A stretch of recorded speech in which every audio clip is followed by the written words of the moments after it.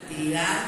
Me gustaría darle la palabra al presidente del Consejo Deliberante, que ha tenido la deferencia de venir hasta aquí, por favor.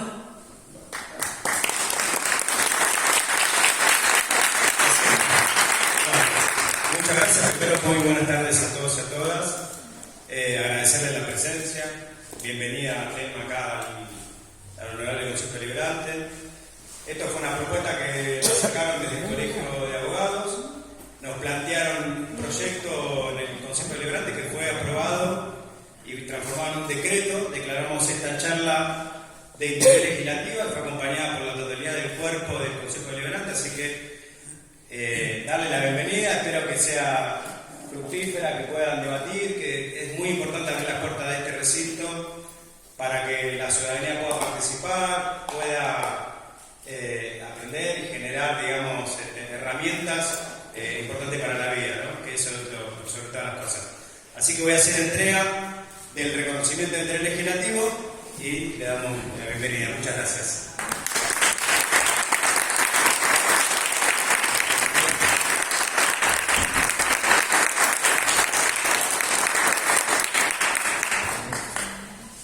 Bueno, muchas gracias. También quería agradecer a la doctora Ana Motino, concejal, también directora del instituto de nuestro colegio, a otros concejales que también están presentes, funcionarios y funcionarias, colegas y amigos, a todos. Para nosotros es muy importante el evento del día de hoy.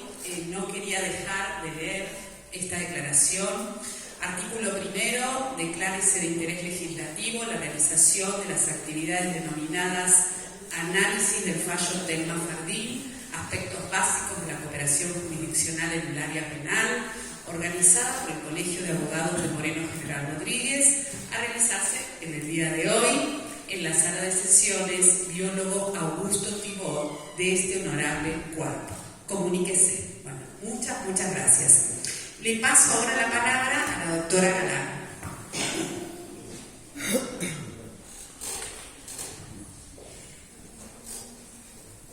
Buenas tardes a todos y a todas. Vuelvo a reiterar los agradecimientos al Honorable Consejo Deliberante, que nos ha cedido muy generosamente el lugar, como lo ha hecho en otras ocasiones. Para nosotros y nosotras es muy importante hacer uso de este espacio, que es la Casa del Pueblo, donde se debaten grandes temas para esta comunidad.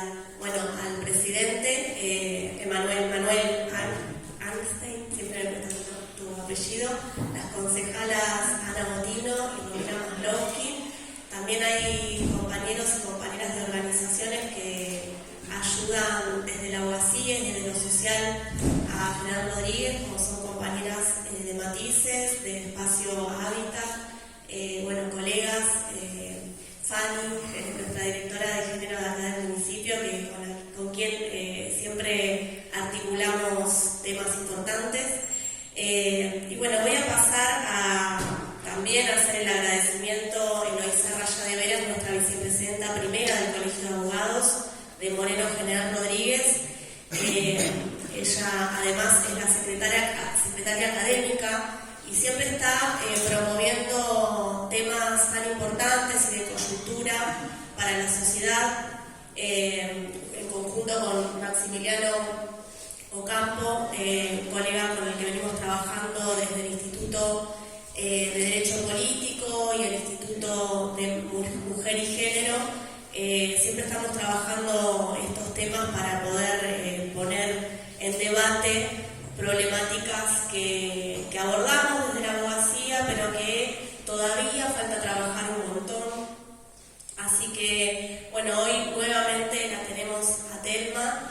Siempre es un gran honor tenerte en actividades de nuestro colegio, porque también visibiliza y concientiza en temas tan importantes y que a veces nos cuesta hablar mucho.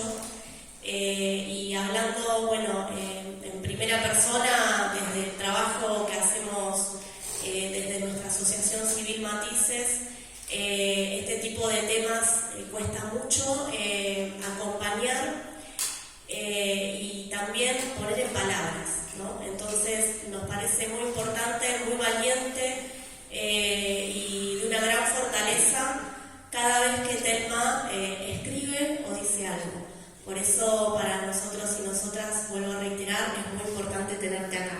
Yo voy a hacer una presentación. Telma Jardín es de Bariloche, nació en los años 90. No vamos a decir el número. Muy joven.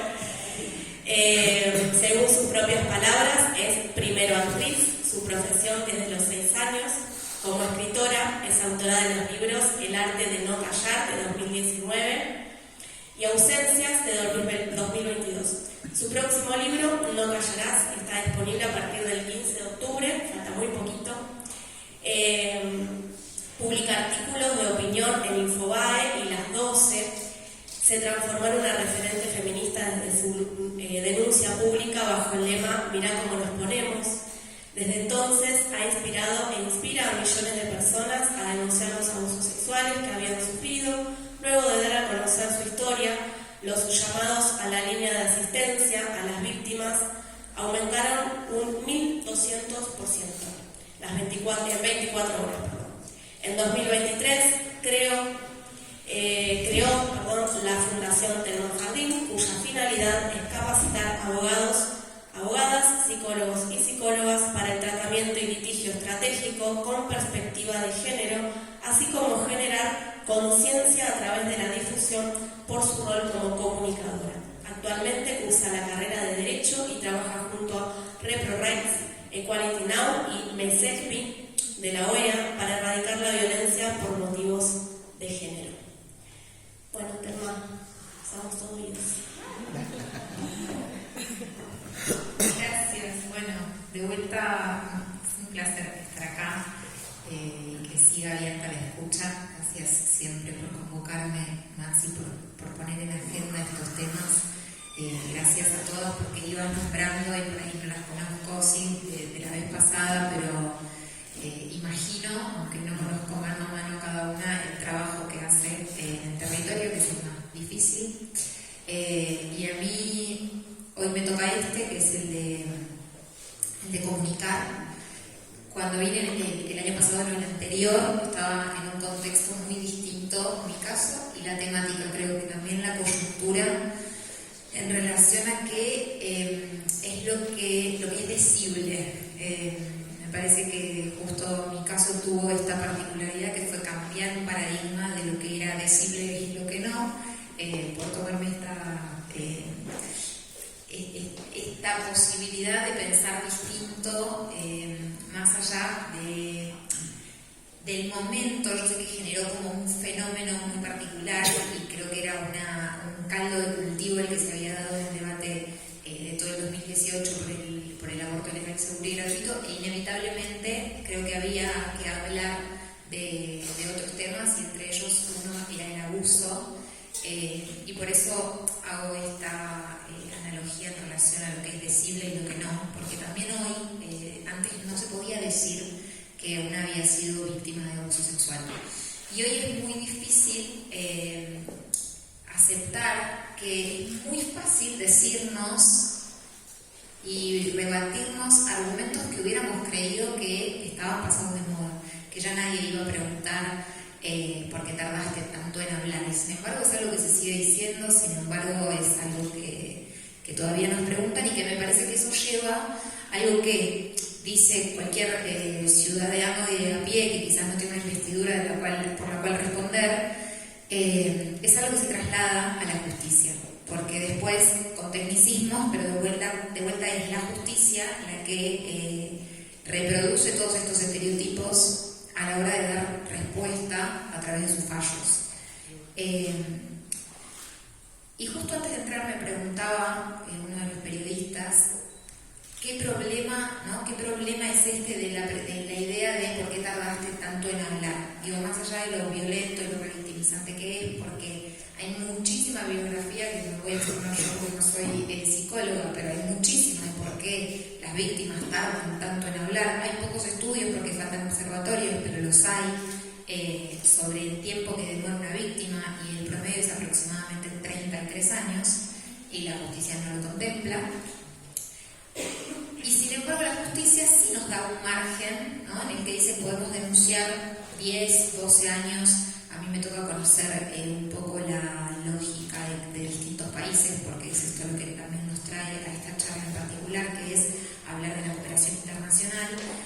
Y entonces, más o menos puedo decir que justo Brasil, Nicaragua, Argentina tienen este marco de tiempo para el momento en el que sucedió, en el que yo fui víctima de ese abuso sexual. Pero cuando la justicia habla, dice en el primer fallo, el fallo de primera instancia de mi juicio, en 54 páginas de 58, el juez planteaba que todos los hechos estaban probados, él los consideraba probados, que la prueba era sólida, contundente, mi testimonio coherente, el testimonio de las otras víctimas, marcaba un perfil del abusador, lo que daban las pericias psicológicas coincidía en pericias hechas en Nicaragua, en Brasil, en Argentina. Sin embargo, no tenía prueba material para poder tipificarlo como delito de violación por la ley que regía en ese momento en Brasil. Una ley que cambió casi un mes después, prácticamente un mes después de haber sido víctima del abuso. Entonces, la contradicción y lo violento que era para mí leer que solo podía declararlo culpable si hubiera encontrado prueba material. La prueba material se puede producir 5 minutos después del hecho, ni siquiera al día siguiente. No es que vas a denunciar 2 horas después y la prueba material es la misma. Y estos tecnicismos, ¿no? Porque la justicia, creo, no ingenuamente habla en términos complejos. No estoy diciendo acá que la mayoría de esos términos, yo dónde me metía. Bueno, me saca mi novio de casa. Claro, cambié de tema. No, me parece que hay algo que para mí es lo primero que debería modificar la justicia, que es de qué modo le habla a la gente que no tiene por qué tener conocimiento de cómo es el lenguaje, ¿no? Entonces nos dicen, esto consta en autos, los papeles. Decímelo más, accesible a el común denominador de las personas que, yo soy actriz, no tendría por qué entender, pero sin embargo una de las formas de sentir que esto no era tan arrasador y tan violento era entender de qué me estaban hablando. Entonces, prueba material. ¿Qué prueba material? ¿Qué es la prueba material?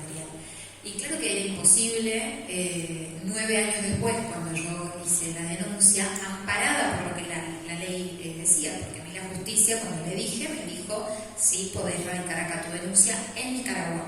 Y acá empiezo a trazarles un poco el mapa.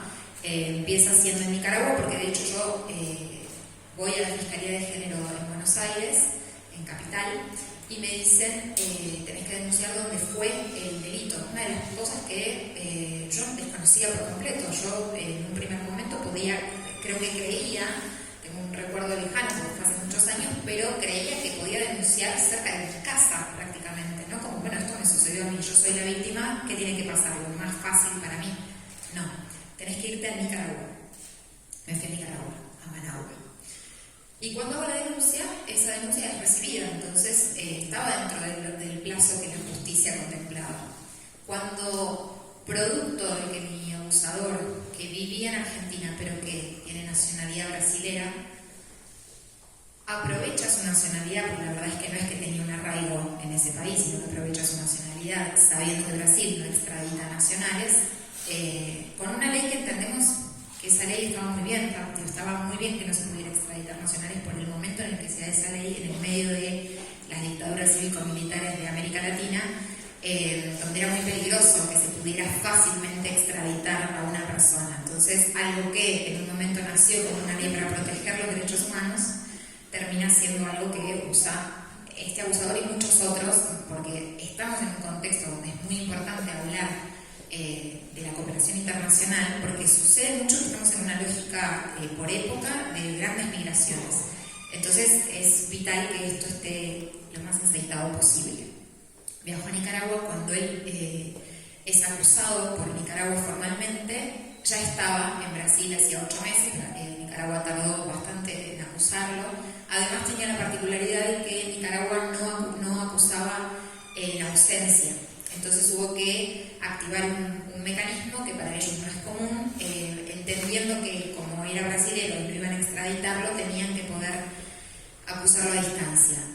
A a partir de ese momento se dicta el pedido de captura de Interpol, que esto también es algo que yo escuchaba a Interpol y no se imagina el FBI entrando en una novela, en una película yankee. ¿Y qué es? Entonces entender, bueno, fue importante para mí entender, son muchos países los que están diciendo que esta persona es peligrosa, no solamente para mí, sino para la sociedad. Y ahí nos encontramos en un bache gigante porque no podía ir a denunciar a Brasil porque era muy poco probable que Brasil tomara esta denuncia y decidiera llevar el juicio adelante en Brasil. Más allá de que así lo decía la ley, no había antecedentes de que esto hubiera sucedido y sí había denuncias a personas brasileras que se escondieron en Brasil y no fueron extraditadas. Hasta que llegó un fiscal al que le importaba la agenda de los derechos de las mujeres y de los derechos humanos, porque hoy también cae en esa lógica de la grieta discursivamente, ¿no? Bueno, los derechos de las mujeres como si no fuesen derechos humanos para empezar a hablar, más allá de la importancia de después segmentarlos en los derechos de las mujeres por las violencias que sufrimos por la cuestión de género, las mujeres y las disidencias. Y le da lugar a esta acusación, decide acusarlo y deciden tomar la denuncia, que eso es algo en todo el proceso que era muy difícil transmitirle a quien no es del universo judicial, a quien no es un jurista, que comprendiera que ya dos países decidieran acusarlo, un tercer país, Argentina, produjera la prueba, era suficiente para entender que por lo menos había que investigar sí o sí, o sea que esto era muy difícil de explicárselo a la gente que caía en una lógica de te creo o no te creo.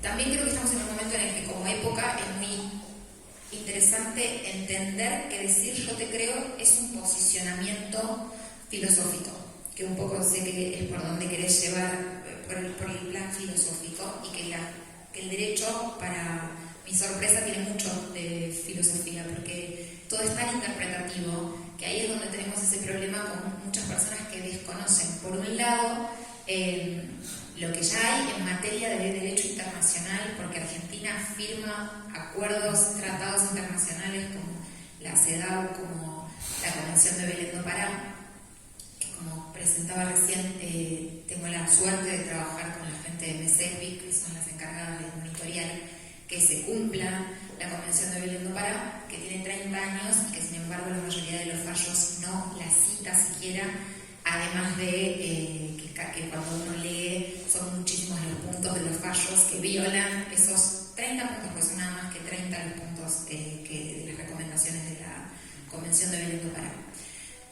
Cuando inicia el proceso en Brasil, lo difícil era que yo no tenía representación jurídica. Y entonces esta lógica de tener una querella, de vuelta fue algo que a mí me resultó imposible, porque cómo conseguir una representación jurídica en Brasil con lo costoso que es y con la dificultad idiomática. O sea, todo iba jugando en contra. Y comenzó la acusación y la primera parte del juicio se llevó a cabo, y acá esto no me lo quiero saltear. Fue muy difícil que Nicaragua renunciara, porque sí sucede esto que todos sabemos, que es que cuesta mucho porque pareciera ser que uno se mete en una cuestión de soberanía prácticamente, cuando dicen lo vamos a juzgar desde otro país. Pero acá estaba la imposibilidad de todas estas particularidades de cómo se mezclaba el derecho y las interpretaciones, que acá en esto que hablamos de que también hay algo filosófico y que el problema es que los jueces y las juezas no conozcan estos estándares internacionales en términos a la perspectiva de género, genera estos fallos y estos enredos legales de los cuales por lo general la que sale más parada es la víctima. O sea, en mi caso realmente era muy poco probable que llegara al fallo condenatorio que llegó, por eso es tan importante que se siga difundiendo.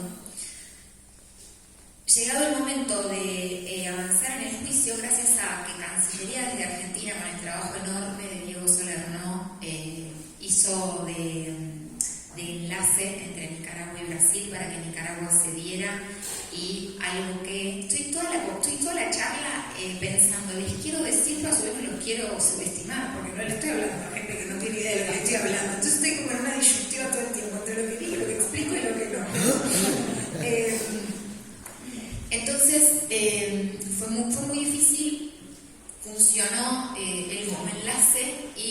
logramos que se diera para que no se diera este conflicto de que se jugaran en dos países y que esto fuera algo que ellos después pudieran usar como están abiertos los dos procesos y que ellos pidieran la nulidad. Cuando avanza el juicio en Brasil, fue todo en Sao Paulo, con la particularidad de que debido al proceso que hizo a nivel cooperación internacional, fue a la jurisdicción federal, fue a la justicia federal, que por supuesto no se encarga de los delitos, igual que acá, en Brasil tampoco se encarga de los delitos de abuso sexual. Entonces teníamos, por un lado, un precedente que queríamos sentar, porque nosotros defendimos durante todo el proceso, y ese es uno de los pocos argumentos que tienen ellos para dilatar el proceso, es decir, que no le corresponde a la justicia federal, sino a la justicia estadual, y con eso solo han logrado dilatar los tiempos judiciales, que además son violentos y revictimizantes, porque alguien, con esto que hablábamos, ¿no? Nos siguen preguntando por qué tardamos tanto tiempo en hablar. Nadie le pregunta a la justicia por qué tardan tanto en darnos una respuesta. Sabemos por qué tardan, porque están desbordados, porque no hay suficientes, sabemos por qué, pero sin embargo es una pregunta que el sentido común de la gente no está instalada, como si está instalado porque tarda tanto en denunciar.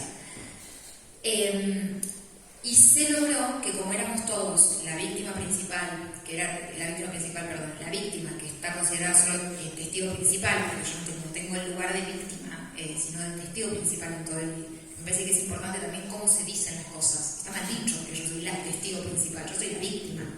Esto en el proceso judicial en Brasil era un debate que a mí me interesaba dar, pero había que dar tantos debates que era pueril casi.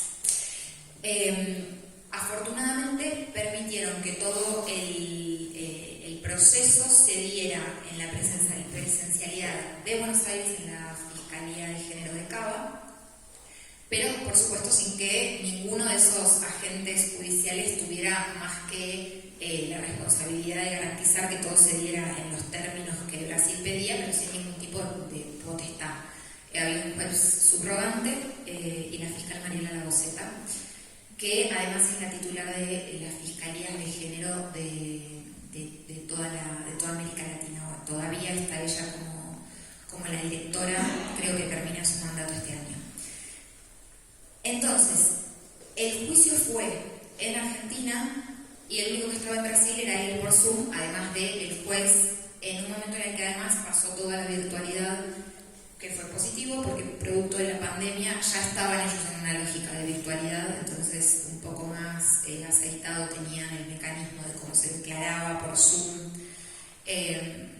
y ahí vino un nivel de violencia brutal por parte de su defensa, donde por supuesto yo tuve que responder todas las preguntas durante 4 horas y media, preguntas de todas las que la Convención de Belén do Pará, las recomendaciones de la CEDAW, incluso la ley, tienen una ley brasilera aprobada hace poco tiempo antes del juicio, porque se había hecho público un juicio en el que las preguntas a la víctima eran terribles. Entonces la ley María Ferrer dice que no se le puede hacer preguntas revictimizantes o que la pongan en el lugar de la responsable a la víctima, con la violencia de que cuando comenzó el juicio el juez dijo, además vamos a ser muy cuidadosos porque ahora recientemente tenemos la ley María Ferrer, corte a todas las preguntas revictimizantes, ningún tipo de freno por parte del juez ni de la fiscalía a las preguntas que hacía la defensa de mi abusador,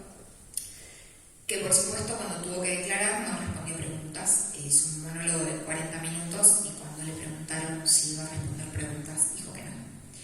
Y con otra situación profundamente violenta, que es que todo el proceso, incluso el fallo, que es tan importante que se ha difundido, está bajo sigilo. Y acá de vuelta esas leyes que son capciosas, porque se supone que deberían proteger a la víctima y acá es usado para proteger al victimario. Entonces, de vuelta, ¿no? El matiz interpretativo de quién es el que imparte después esta ley que está ahí, que creo que en Argentina tenemos un problema de base en el momento en el que se gestó nuestra nación, donde no terminamos de definir si íbamos por un modelo más anglosajón o por un modelo más francés, y que estamos ahí en el medio, entonces tenemos a veces a jueces que deciden decir que lo que tienen que hacer es aplicar la ley tal cual está escrita, y jueces que dicen la tengo que interpretar, y jueces que dicen una y otra cosa según el humor, no de ellos, sino el político social. Entonces, el juez definió que el sigilo, que yo no pedí, que la ley dice que la víctima puede pedir el sigilo, el secreto, sobre el proceso, para protegerse por la revictimización. Yo dije, no quiero, yo quiero que todo esto sea público. Lo pidió él y se lo dieron. Ahora justo está el caso de, no me acuerdo el nombre de ella, en Francia, que está haciendo Giselle Pericot. Y a ella también le preguntaron si quería sigilo, y ella dijo que no, que quería que todo fuera público para que tuviera el impacto que necesita el caso. En mi caso lo mismo, pero el juez y luego los jueces, porque pasamos a un tribunal, consideran que es más importante no dar esa batalla y sostener el sigilo para que no caiga con los argumentos de la defensa diciendo que esto es para obtener publicidad. No sé quién armó la estrategia publicitaria mía, no estuvo bien pensada. Que esa es otra de los estereotipos de género que se escuchan en todos estos casos. En el mío, además, tiene lo bueno y lo malo de que fue tan público, que tuvo tanto impacto, no solo a nivel nacional, sino a nivel internacional. Entonces ellos lo usaban como uno de sus argumentos para decir que el objetivo de someterme a este proceso violento y brutal que duró ya 7 años era ser más famosa. Y no leyéndolo a la inversa, cuánto yo perdí por exponerme y dar la lucha que di. Entonces, siempre estamos sujetos a esa lógica de la interpretación, casi nunca favorece a la víctima. Y entonces el proceso se dio con sede, toda la prueba se produjo en Argentina, pero quienes tenían potestad estaban en Brasil. El juez que definía era un juez federal de Brasil. Ellos discutieron incansablemente, en un momento lograron que un tribunal superior dijera que debíamos cambiar de jurisdicción, y entonces todo el juicio estaba anulado. Ya había sucedido todo el juicio, ya habían declarado todos los testigos, solo faltaba que declarara él, cuando logran interponer este recurso. Y afortunadamente ahí doy con una abogada en Brasil, Carla Junqueiras, que vive en Argentina, que además es especialista en Derecho Internacional y en perspectiva de género, o sea, un personaje creado específicamente para cruzarse en mi vida y ayudarme en todo este recorrido. Aquí en el dato de colores que me lo presentó Ana Ferreira, que es nuestro exponente de una brasileña en Argentina. Ella me dijo, no podés, no acepto que mi país no tenga justicia, así que me presentó a Carla, y Carla comenzó este recorrido, y ahí hubo un gran cambio en cómo yo atravesé, primero en términos subjetivos, el proceso judicial, y después en términos bien objetivos, de cuál fue mi lugar y cómo fue escuchada mi voz, con esto que decía del testigo principal a claramente una víctima, a partir de tener a mi querella, a Carla y a todo un equipo de abogados, entre ellos el abogado Torón, que dijo el nombre dicho porque defendió a Lula en el caso de Lavallato. Es un tipo muy comprometido con los derechos humanos, sin embargo es alguien que no tenía conocimiento de perspectiva de género. Me ha tocado a mí, en mis discusiones con él, tener que explicarle cosas que eran revictimizantes. Alguien que estaba trabajando para mí pro bono, que le interesaba dar la batalla en este caso, y que sin embargo incurría en formas o ideas violentas por la ignorancia respecto de un tipo grande que nunca, además esto que sabemos, nadie para recibirse, y menos hace muchos años, tenía la obligación de formarse en perspectiva de género, y sigue siendo así. Y sigue siendo así en el derecho, en la medicina, en la salud mental, que son todas ramas que nos toca cruzarnos a las víctimas en nuestro camino, y que somos casi nosotras las que les tenemos que ir diciendo, che, esto como experimento que me duele, te explico por qué está mal, y entonces vamos nosotras y buscamos la bibliografía de por qué está mal y después tratamos de explicarlo. Doy con Carla, y una vez que yo me constituyo como querellante, tenemos una reunión, Carla, no yo, con los jueces, que esto es algo que también lo cuento porque es muy poco común. A mis abogados en Argentina, Martina Arias Duval, por ejemplo, le llama muchísimo la atención, que es que en Brasil pueden pedir audiencias las partes con los jueces antes de la audiencia. En esas reuniones es que Carla les explica con una serie de argumentos por qué sí tenía que sostenerse en la justicia federal, y así lo hicimos, sabiendo que estábamos dando un debate difícil porque en la justicia federal iban a estar menos formados todavía en este tipo de casos, porque no tratan casos de abuso sexual, justamente trata narcotráfico y corrupción igual que acá. Y logramos que se mantenga en la justicia federal. Y el primer fallo además tuvo la particularidad de que no lo juzgó quien estuvo en todo el proceso judicial. Quien estuvo durante todo el proceso fue promovido, y de hecho en la última audiencia, el día que declaró mi abusador, era una situación muy violenta porque estaban todos... Yo en esos momentos tenía la sensación de que todos estábamos jugando a la justicia y que en realidad a nadie le importaba realmente mi dolor, lo que a mí me había pasado. No lo vi ahí como de traje y corbata diciendo hasta luego, bueno, te felicito, usted va a ser promovido, qué alegría. Y yo decía, pero este tipo lo van a promover, están todos contentos de que lo van a promover, lo saluda mi propio abogado y yo soy la única que quiere decir que juzgue mi caso antes de irse, que fue el que escuchó todo. Estas cosas, ¿no? Como de la dificultad, digo, porque también por momentos me es inevitable ponerlo como muy técnica, pero me parece que la fuerza más grande que puede tener mi testimonio siempre es que yo estuve ahí como víctima, transitando cada uno de esos momentos como víctima, teniendo que armar todo este lugar más fuerte para decir, bueno, esto lo puedo llevar adelante. Lo promueven, lo ascienden, y de hecho me lo cruzo después en la siguiente instancia, en el tribunal, y juzga un tipo que no escuchó, que solamente leyó, que no le pudo hacer ningún tipo de pregunta a él, que no le pudo hacer ningún tipo de pregunta a mí, ni a ninguno de todos los testigos que desfilaron. Lee, y de todas maneras en esa lectura que hace de todo el proceso dice esto que les comento en ese fallo de 58 páginas, donde en 54 pensé que lo condenaban y cuando llegó al final me di cuenta que no. Y lo que cita es justamente que más allá de que esto estaba aprobado la violencia, bueno, me tengo que poner muy específica, estaba aprobado que me había practicado sexo oral, que había habido introducción de sus dedos.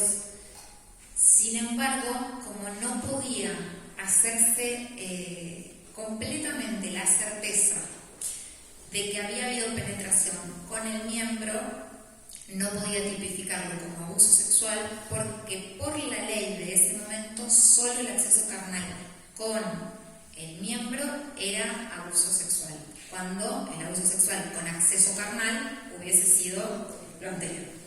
No hace falta que se los explique más. Entonces, ese fallo era de un grado de violencia que había que traducirle a la gente, técnicamente, aunque en Twitter vayan a salir a decir, vieron que la justicia, el propio fallo está diciendo, esto pasó, pero por lo que dice la ley que regía en el 2009 en Brasil, no es posible tipificarlo como violación, entonces lo tengo que absolver. Cuando pasamos a la siguiente instancia, un año después, tienen estas reuniones que, como decía Martín, le llamaban tanto la atención. Mi abogada se reúne con cada uno de los jueces. Uno de los jueces era el juez que estaba en el caso escuchando toda la declaración y que después fue promovido al cargo en el tribunal, y de hecho en este tribunal se excusó y no estuvo porque decía que estaba contaminado por haber estado en el proceso. Se excusa y llegamos a esta instancia donde le presentamos un escrito breve, porque no podía pasar las 10 páginas, donde le citamos a esos jueces toda la jurisprudencia internacional y cómo el fallo al que estábamos apelando por muchísimas razones era violatorio no solo de los derechos de la mujer, sino de los derechos humanos. Y bueno, tenemos el fallo que conocemos hoy, que es el fallo del que queremos hablar, pero del cual no puedo hablar específicamente porque mi victimario sigue ganando en relación al sigilo, que es un modo también de seguir ejerciendo violencia, porque entonces otra vez es la condena al silencio.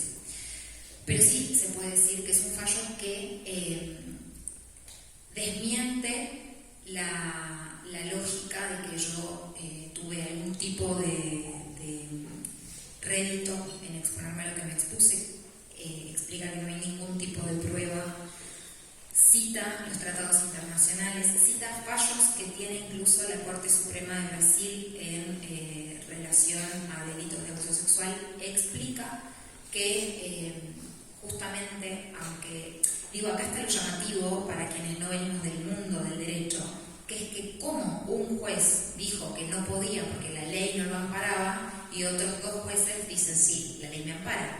Entonces esta lógica interpretativa es la que obliga a que pensemos, a que hablemos, a que difundamos, porque si no en esa interpretación, en la contraposición de derechos víctima-victimario, creo fiel, pero firmemente que debemos también defender los derechos humanos de todos, incluso de esos acusados.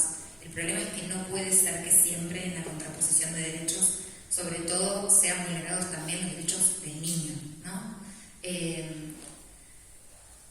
Es un fallo reparador en muchos sentidos y creo que tiene justamente la importancia de ser difundido porque muchos de los puntos que cita son los que ellos después en su apelación, que llegó hace pocos días, plantean ya, esto se hizo público, directamente las frases, como entiendo que lo que vieron es que los jueces que no fallaron a favor de condenarlo, lo que dijeron no es esto no pasó, porque además durante todo el proceso había dos líneas de defensa que no se entendían una con otra, no se entendía cómo podían convivir una con la otra. Una era esto no pasó, que es lo que él declaró públicamente cuando... Buenos días. Ese estaba programado para la siesta. Una de sus líneas de defensa era esto no sucedió, como declaró él públicamente. La otra línea de defensa era sucedió pero ella quiso. En los escritos durante estos 5 años de litigio.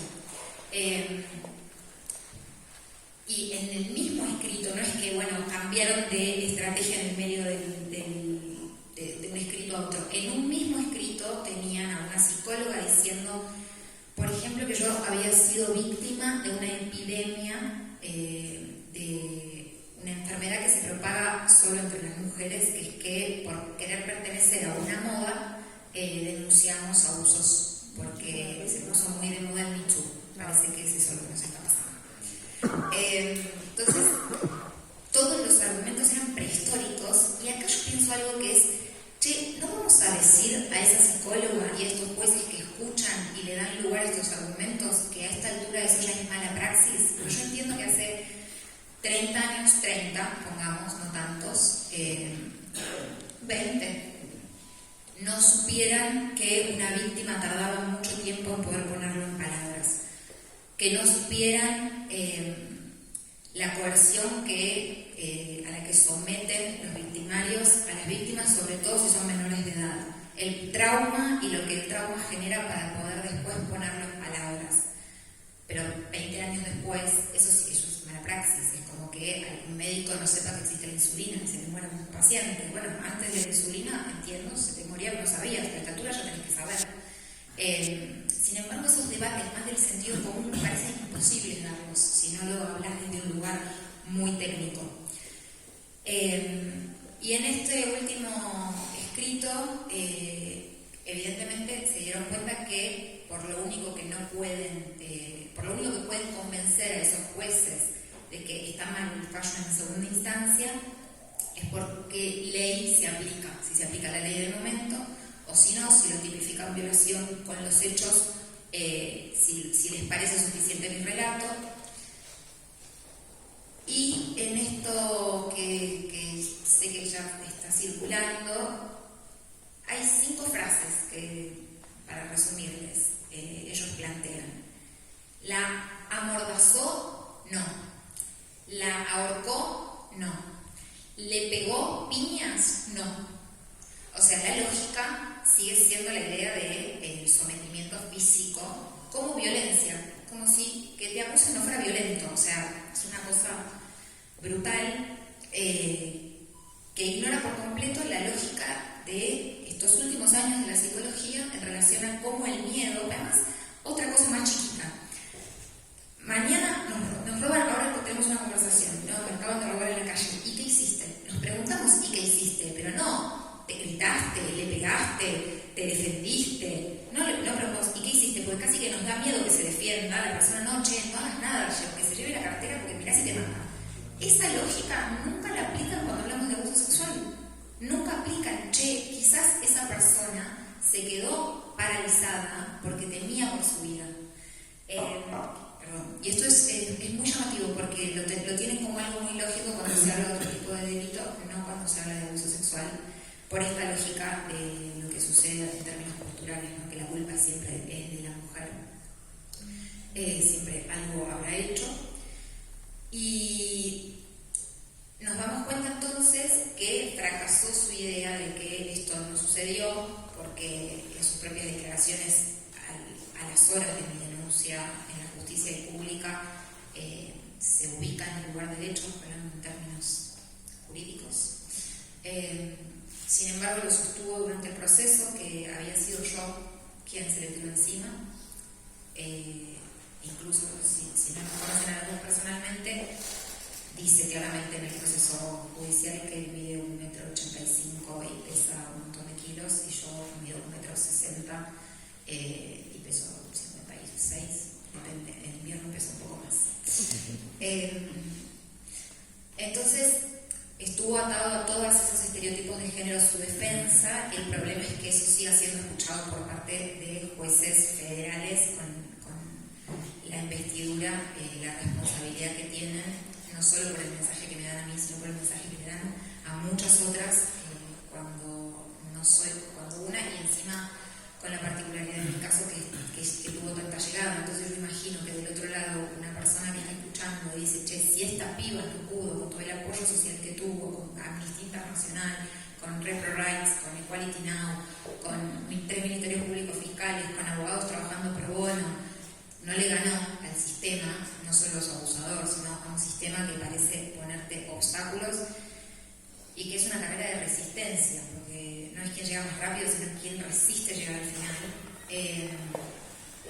Me parece que por eso es tan importante seguir difundiendo, y acá quedo abierta a las preguntas que tengan, porque por ahí se me escapan. Fueron muchos años y a mí se me mezcla un poco la persona que emprendió y que también estudió Derecho y la víctima que toca ese lugar, y bueno, pierde un poco de objetividad, pero creo que también es parte de lo que hace más poderoso el mensaje.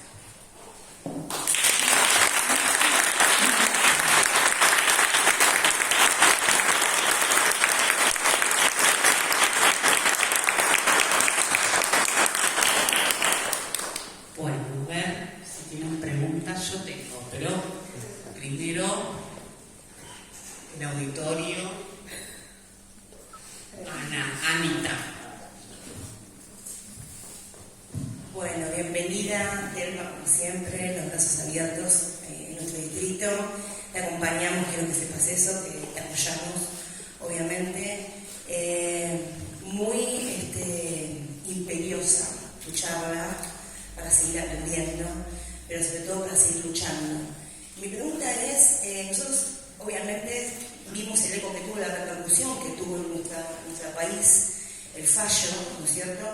Con lo que todo lo que eso que vos explicaste que implica, ¿no es cierto?, el posicionarse de un lado y del otro, lamentablemente, no lo digo, porque claramente vos sos la víctima, y quién podría decir que no se tiene que apoyar 100% a la víctima, ¿no? Pero quiero saber qué repercusión, porque no tuve esa visión, qué repercusión tuvo en Brasil, teniendo, digamos, al victimario siendo de esa nacionalidad.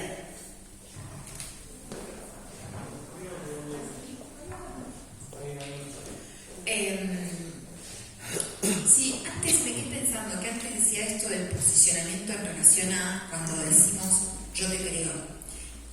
Era en un contexto, no es lo que me preguntaste, pero aprovecho, era en un contexto en el que posicionarse en ese lugar del yo te creo abría a la escucha.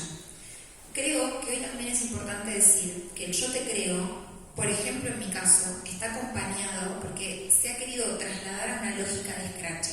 Muchas veces por los vacíos legales que conocemos, que es que te vas a la justicia y te dicen está prescripto, y si denuncias corres este peligro que es que te denuncien a vos civil o penalmente por calumnias, injurias, por daños y perjuicios, o sea, un sinfín de silenciamiento a las víctimas.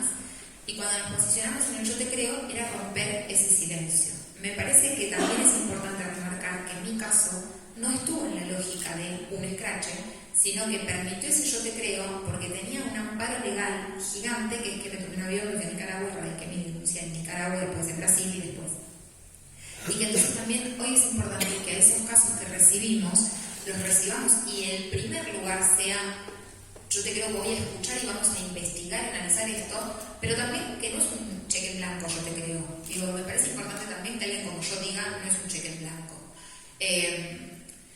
Porque la había dejado suelta esa idea y me lo trajiste. Y después en Brasil no tiene, para nada está ligado a la repercusión mediática, más allá de que los jueces, por ejemplo, la conocen porque lo han mencionado, así como ellos desde la defensa lo mencionan como hablando en detrimento mío, los jueces entienden que hay una importancia en relación a lo que digan por el impacto que tiene socialmente. Es conocido el caso, en muchos países de América Latina es conocido, pero de todos esos países Brasil es el que menos, y tienen otra perspectiva en relación a este tipo de delitos y a la agenda de los derechos de las mujeres y las disidencias. Tanto que, es un detalle, pero en uno de mis viajes a San Pablo para un trámite por el juicio, en la tele veo que las víctimas estaban entrevistando a una víctima, o sea que sí le daban ese lugar a la escucha, pero la víctima estaba de espaldas y en negro con la voz distorsionada. Algo que pasaba acá en otro tiempo,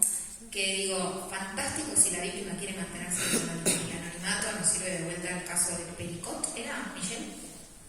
Sirve de vuelta como ejemplo, porque si ella hubiera querido mantenerse en el anonimato me parece fantástico. Me parece que en mi caso permitió, por ejemplo, que en el caso de Alperovich la sobrina se llame la sobrina y no le digamos su nombre propio y no conozcamos su cara, por lo menos no la gran mayoría, porque permitió cuidar a la víctima que no quería exponerse en esos términos, pero no como la lógica que yo detectaba en esa entrevista en el que sigue siendo vergonzoso ser víctima, es decir, es un atentado al pudor ser víctima, ¿no? Como era antes la figura. Entonces, justo además nos tocó litigar en un país que tiene otra idea totalmente distinta porque todavía no saldó, ni siquiera dio el debate.